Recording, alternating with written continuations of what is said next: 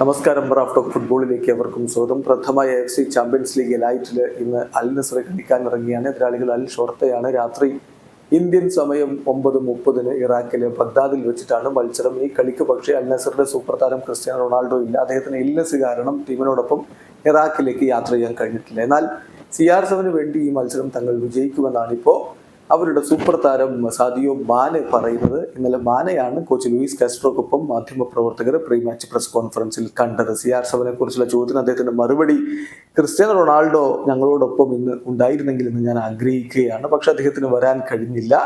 അദ്ദേഹം ടീമിന്റെ ലീഡറാണ്. ടീം വിജയിക്കാൻ വേണ്ടി എല്ലാം ചെയ്യുന്നയാളാണ് ക്രിസ്ത്യാനോ റൊണാൾഡോ. സോ അദ്ദേഹത്തിന് വേണ്ടി ഈ മത്സരം വിജയിക്കാൻ വേണ്ടി ഞങ്ങൾ പരമാവധി ശ്രമിക്കും. വിജയം ക്രിസ്ത്യാനോക്ക് വേണ്ടി ഡെഡിക്കേറ്റ് ചെയ്യും എന്നാണ് സാദിയോ മാനെ പറയുന്നത്. എന്തായാലും CR7 ഇല്ലാത്ത സ്ഥിതിക്ക് ഇപ്പോൾ പുതിയ സൈനിങ് ആയിട്ടുള്ള ഏഞ്ചലോയും അതുപോലെ ടാലിസ്കിയും മാനയും ചേർന്നുകൊണ്ടായിരിക്കും അൽ നസറിന്റെ മുന്നേറ്റങ്ങൾ നയിക്കുക എന്നാണ് സൗദി അറേബ്യയിൽ നിന്നുള്ള സോഴ്സുകൾ നൽകുന്ന വിവരം.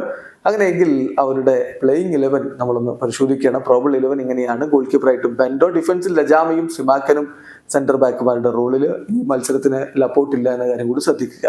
ഇടതുപാർശ്വത്തിൽ അൽ നജിദിയും വലതുപാർശ്വത്തിൽ സുൽത്താനും ഉണ്ടാവും. മധ്യനിരയിൽ അൽ ഖൈബരിയും ബ്രസോവിച്ചും ഒറ്റാവിയോയും, പിന്നെ മുന്നേറ്റങ്ങൾ നയിക്കാൻ മാനയും ടാലിസ്കയും ഒപ്പം ഏഞ്ചലോയും. വീഡിയോ അവസാനിക്കുന്നു. ഫുട്ബോൾ ലോകത്തെ കൂടുതൽ വിശേഷങ്ങളുമായി റാഫ് ടോക്സിൽ എത്താം.